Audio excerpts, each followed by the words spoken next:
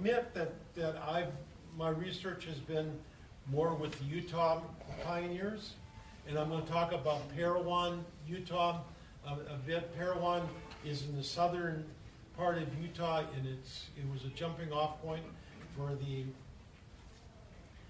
people to settle southern Utah, and also in the 1970s in a house in Parowan, someone discovered a manuscript of dance music from the 1870s or 1880s, and some of those tunes have been recorded, and I've transcribed a few of those, and there are a couple of them are included here.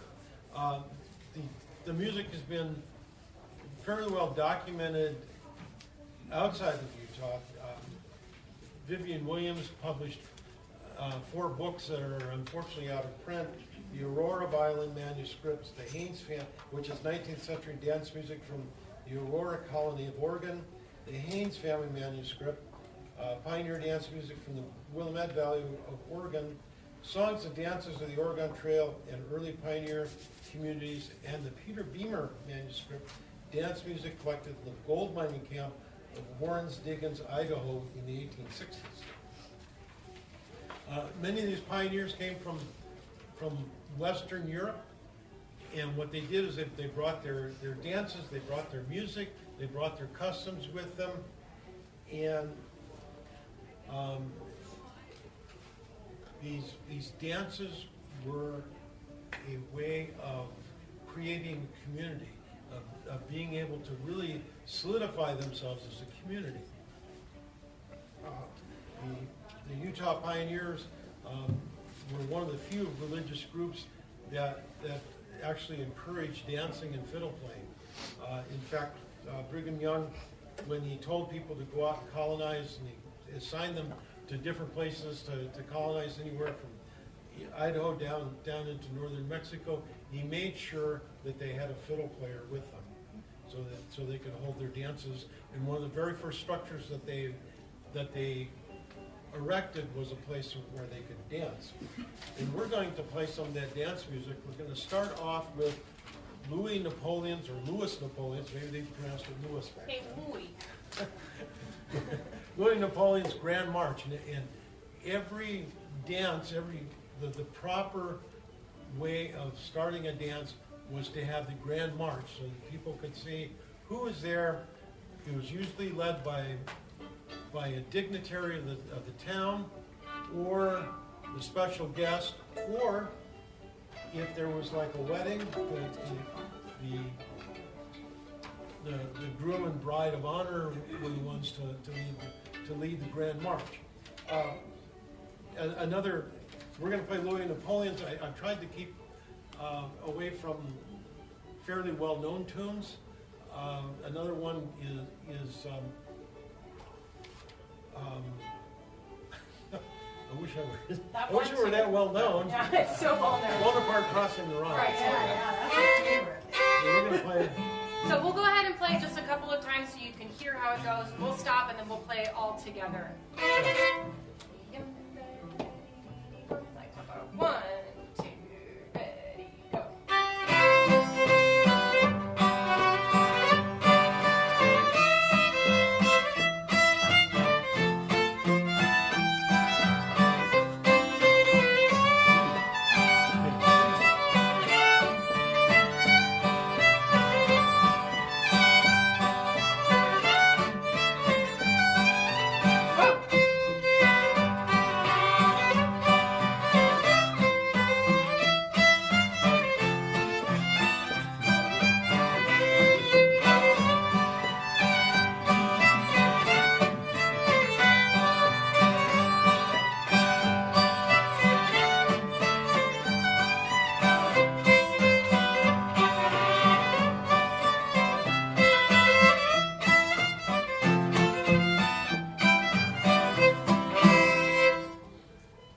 It ended on the E part. Yeehaw. Okay. Shall we? A little bit slower than that, Yeah, we're not going to play these up and down. So. A very slow walk. Majestic Grand March. Grandma's in the front, go slow. Come on.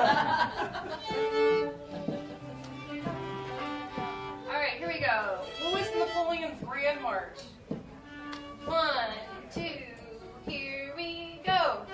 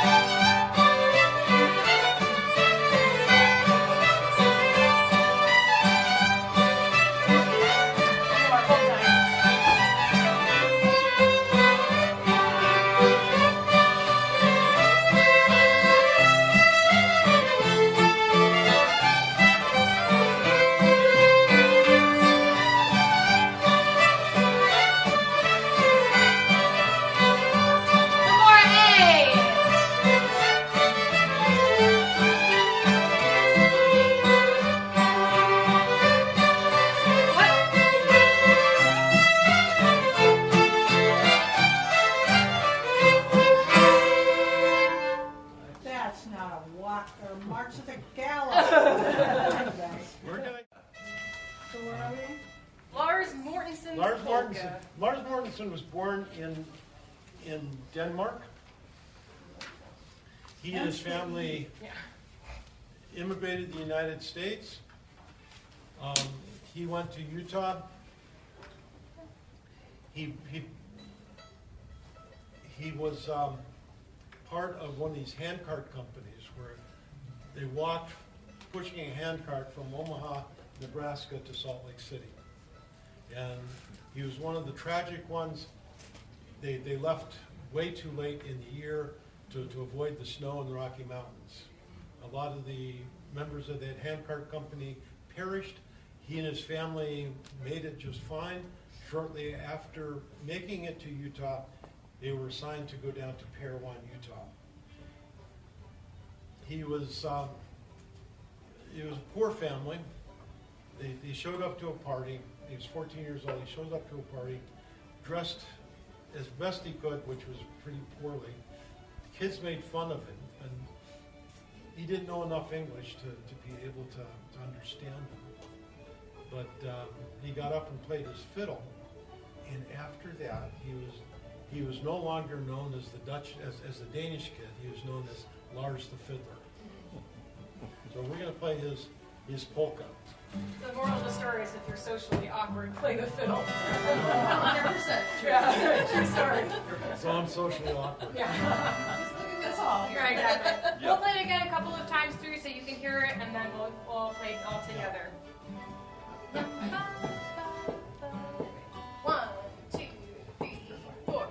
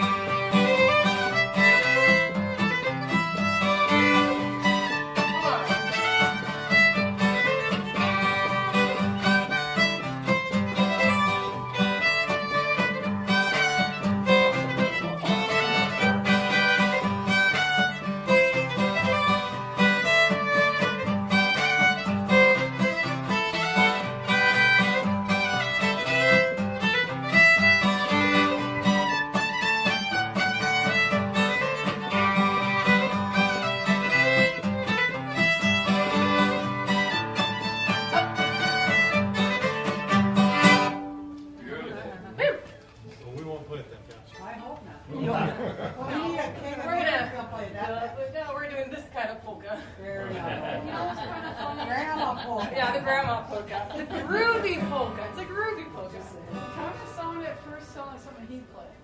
Yeah, And then the second yeah. half it sounded like something that was Norwegian or something, which I'm not good. Yeah, and so I'm wondering, we were trying to figure out, did Lars Mortensen write this polka, or was he known for this polka, and that's why we called it Lars Mortensen's polka? So is it this Danish-American, great. Well, it sounds like something Canadian at first almost. doesn't it? Yeah. Kind of, sort of. You're playing that. Yeah. Yeah. Yeah. Yeah. Yeah. Which is why sometimes you think that also sound the same. Yeah, there's a lot of music that had different names for it. One of the tunes that was very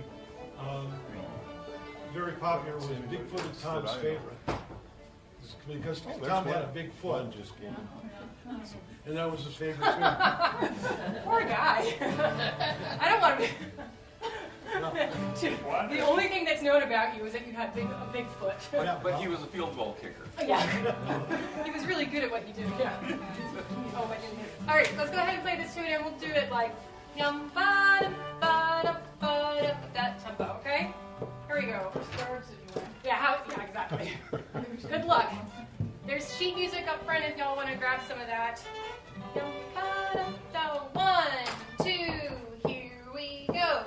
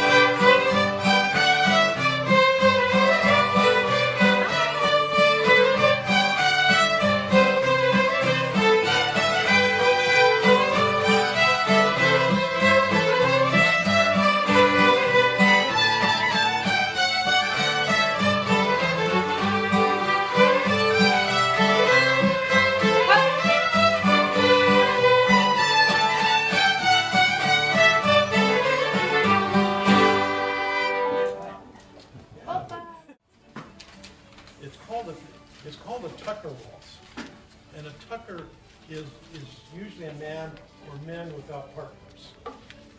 With two partner or without partners? Without partners. Without a partner. And this is how the dance goes. I'm quoting from Lorraine Miner, who wrote a book on Western Pioneer dance. She says, couples begin to dance a waltz turn in ballroom position for part A, then walk side by side in double circle for part B. In the center of the circle is the tucker, or extra man without a partner. The music changes to a 2/4 march, and couples walk forward side by side. Lady on the right holding inside hands. Meanwhile, the tucker begins to spat for a partner by walking up to a couple, clapping his hands on count one at the gent and taking his partner. The displaced gent, the displaced gent rolls back to spat the gent behind him and steal his partner. And so it goes like dominoes around the circle until the waltz part begins and couples resume the couple waltz with a new tucker in the center. I have feelings about this dance. I have feelings. Well, Well, you want to put him in remember, and put the instruments in the what's wall. important to remember about this is that if you went to a dance with, you didn't have to go with a date, but if you went with a date, you usually dance the first dance with your date and the last dance and maybe a dance in between. So this was a time when you went to a dance and you danced with everybody. You danced with the 97-year-old grandmother and you danced with the 3-year-old child. So this was really how people came together and solidified as a community. So Yeah. I can relate to that. All right. Been there. We should resurrect that. and this was usually done at pretty close to the beginning of the dance. So you can pick out a good dancer and then step on your feet. All right. Close enough to tune. 1, 2, 3, 1, 2.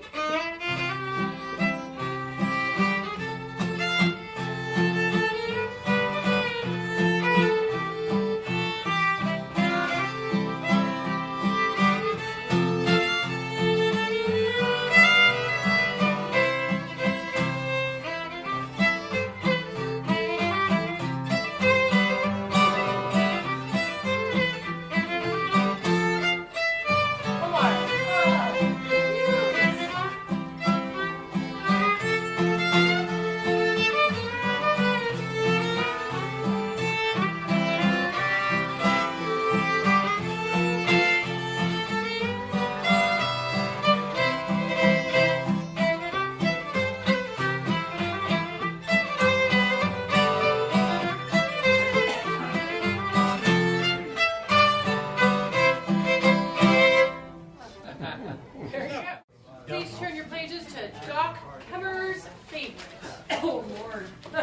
This is one of my favorite tunes. Is your name Doc Kemmerer? No, Could be. Could be, yeah. What was he a doctor of? I found little information about Doc Kemmerer.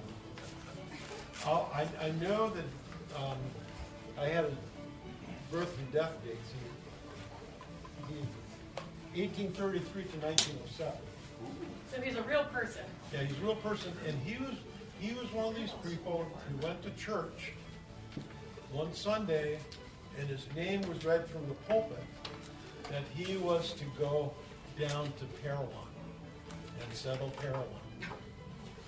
So that was common back in Utah, where they were trying to settle the Utah territory, and Brigham Young would say, "Okay, you're going here." Bye. And so he did. He did. Floated off the island. Yeah, this is from that Parowan manuscript that I talked about, and I transcribed this with my friend Mark Breyer. If anybody knows Mark Breyer, who unfortunately passed away last year, we worked on this transcription together. It was from the playing of the Deseret String Band. Whose recordings are unfortunately also out of print. So you're the only source now for these tunes. Is what you're trying to tell us. I think those String Band might be on Spotify or something like that. I don't know. I don't subscribe to those new technologies. Okay. All right, shall we play this tune? Now, it looks It's a a little three-part tune. difficult, And I'm going to warn you that it is difficult. They don't go fast. Yeah. Don't play it so fast. You can go fast, but by yourself. Like that. All right, we'll play it a couple of times so you can hear how it goes, and then we'll let it loose. Yeah, it's almost all C and G chords. There's one A minor chord and one F chord, and the F chord follows directly after the A minor chord. 1, 2, 3, 4.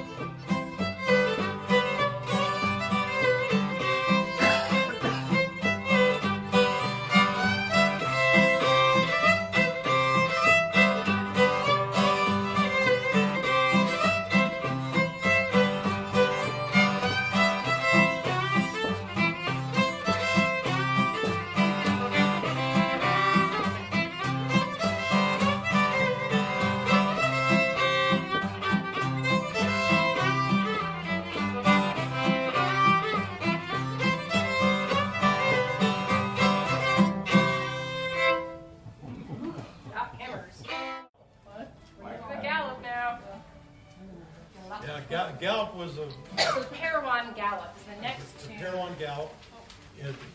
The Galop was a wild and woolly dance. Again, this was found in the Parowan manuscript. The transcription is actually out of the tractor tag. The Tractor Tavern book. Awesome. Try to say that 3 times fast. And a Galop was a real fast dance tune, and it was usually followed up by a much slower tune to calm the dancers down. Calm down. Yeah. Either way. Yeah. Well, you know those young boys. And isn't the tractor You know, tavern? these were family dances.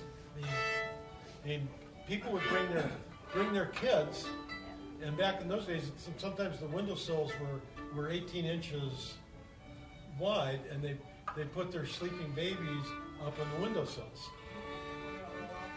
Carly, you had a quick question, or Isn't the tractor tavern like you can download it? the Tractor Tavern? Yeah, it's now actually available in PDF. Yeah. Common domain or whatever that is, public domain. Sorry, say that again, Carly. Public domain or something now? That's a good question. If anyone doesn't know, it's a tune book. It's tunes that I may or may not have learned At the Tractor at the Tavern. Tractor Tavern. Yeah. Gene Silverberg.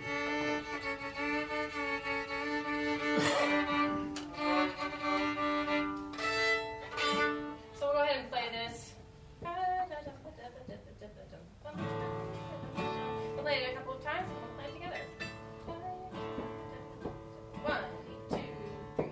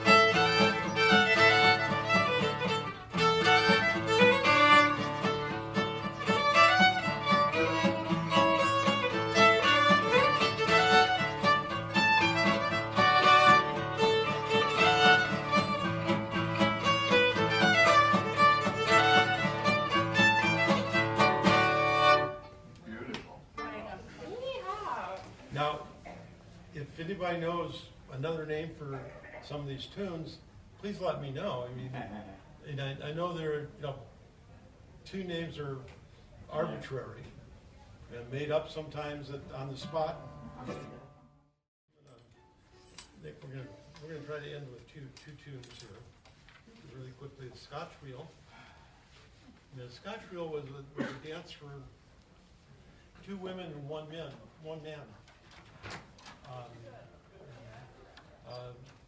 I'm sure there's a name for this somewhere out there, but that was a dance, Scotch Reel. That was a particular dance. And this is just a generic name, just like a Virginia Reel.